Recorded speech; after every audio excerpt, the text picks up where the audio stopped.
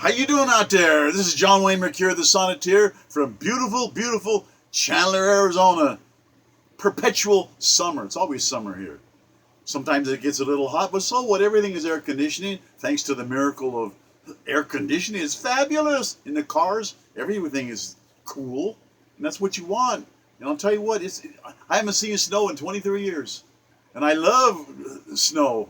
To ski, to ice fish, but man, after a while it gets in your old bones, and it's nice to be where it's warm.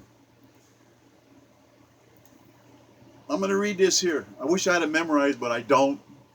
The guys that invented YouTube, I want to give them credit, and I do it every once in a while. Why? Because you guys don't get half the credit you deserve. Just like Alan Turing. Nobody even knows his name. Come on, man. He saved more than 12 million lives in the Second World War. He invented computers. He's the one that did it, and they treated him so bad, he killed himself. Well, here's some geniuses. YouTube inventors. I think they should be recognized. Javed Karim, a genius. Stephen Chen, a genius. Chad Hurley, a genius. And I put down there geniuses, and I want to thank you. Why? Because I really like doing this, and you make it possible. Thank you. And this sonnet here I'm going to read you. People, they don't understand. We got to help each other. We got to get along. We got to work things out. This sonnet number 1241. The copyright's May the 3rd, 2019. The name of the sonnet is Man is Wolf to Man. Sacco Vanzetti said that. Sacco and Vanzetti, a very famous legal case in the early 30s. I don't even remember now, but I do remember they might have been innocent. They're long, long gone now. They were electrocuted to death. And the electric chair is just, the smell and all that, and it's terrible.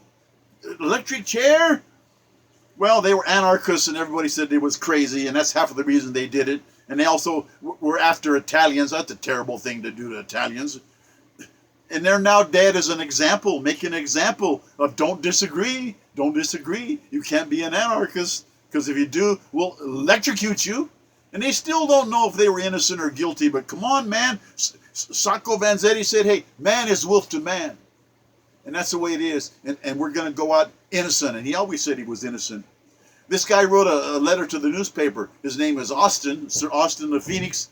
He was describing the Game of Thrones on TV. It's a series. And my good friend Michael Sloan, my favorite Irishman, he said it's a great series, but you can't watch everything.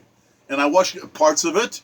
But hey, I'm telling you, this guy was complaining. He said, oh, the ugly chaos in Game of Thrones. It's a disaster of unbelievable violence, terrible things. It's a soulless TV wasteland. Well, the script, I know, what part I saw, was great writing, painting a picture of medieval violence, so horrible, yeah. Human snakes gathered together, human snakes deadly, crimes so awful, you can't even describe some of them. Well, history is a record of wolf packs, starving wolf packs, ravenous carnivores eating each other, human beings eating each other, cannibalism, fictionary TV programs, they don't come near enough to telling the truth. They're not near truthful enough with all the gore. The real truth, anybody vacuous, they're kind of dim up here enough to watch the Game of Thrones and think that's bad. Hey, they're really gullible. History is so full of far worse tragedies. I mean, unbelievable things. Crimes impossible even to describe. The murder of millions of people. Stalin said, one death is a tragedy. Everybody cries. Tragedy. But a million deaths is just a number. And he was an animal. And Mao Zedong killed millions of his own people. Who are these people? Millions of people getting murdered. The 20th century was the worst century ever. Ever. We got to learn to get along. The anger of neighbor against neighbor, clan wars, tribal wars, we just can't get along. History is drenched with blood and suffering. Rivers of sad tears. The sorry record of humanity. Continual Niagara Falls of cascading sorrows. It seems to get worse and worse and worse. Since Cain and Abel, though, brother killing brother, anger has been in each and every one of us. It's in there. Freud used to call it the id, the unconscious in there, the evil that's in everybody. And to think that it's in you, yeah, it's in there. It's waiting. You just haven't been put in that situation. But the anger in each of us, it's in princes, it's in poor people, it's in paupers, it's in queens, it's in slaves. Human history is disastrous because of that anger. That anger, willing to murder people, to kill people. Yeah. Well, people turn away. They don't want to look at it. They think Game of Thrones is bad. They have no idea how bad it really is. They're afraid to look. They turn away. They can't stand it. Oh, I don't want to know. I don't want to know. Maybe we'll be able to avoid it if we don't look. Well, evil lurks everywhere. It's everywhere. It's part of life. It's the Garden of Eden. The knowledge of evil, the knowledge of good. Pick between evil and good. Evil lurks everywhere. It's always waiting there. It's living itself. It's almost a living thing. It's dangerous. Things have always been hard and money dear. And now it's a slavery of machines, computer technology. The internet's wonderful. It's a library to the world. We have fantastic dreams, and yet man is still wolf to man. Well, changing times are a-changing. You got to keep up or you're going to fall behind, and you can't do that. Life is a hard struggle. You got to face it to get through it. Forgetting times, I don't know why people are saying, like, they say the Holocaust didn't even happen. What? There's so much evidence that's not even believable. And people say, oh, I don't want to look. It didn't happen. The existence of devils, human devils did that. Look at Dachau. That's awful. They murdered people in there in ways you wouldn't understand. It's just Auschwitz. What a word. Alexander Solzhenitsyn, he wrote a book called One Day in the Life of Ivan Denisovich. And it's one day in a Russian prison. And it's actually a good book because it's so awful. 1 day, 1 hour is like a year. The minutes are they go on forever. The boredom, the suffering, the hunger, the cold, the hard labor. You can't take it. We wrote another book called The Gulag Archipelago, a bunch of islands together. Well, he's talking about the Gulag Archipelago in Soviet Russia. Thousands of death camps. Murdering their own citizens. And it's a good book because I read it. Alexander Solzhenitsyn's The Gulag Archipelago. And the Day in the Life of Ivan Denisovich. That's a good book too. Because people don't want to know. They want to turn away. Oh, it's too hideous. I can't bear it. How can such crimes not be seared in memory forever? To show that's what evil is. And we got to quit having people pick evil instead of good. They got to be righteous. Well, hope lies. I'll tell you where hope lies. And I'll tell you the truth if you're listening, and I hope you are.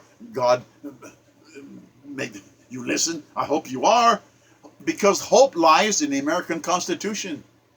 American Constitution is genius, and so's the Bill of Rights. You got to read it. Read those things that are guaranteed to you. And people bled and died for that.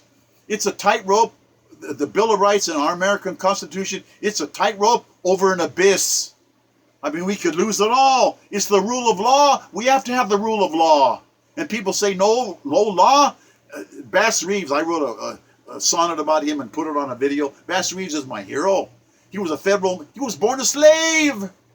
And he was a black guy that became a United States Marshal.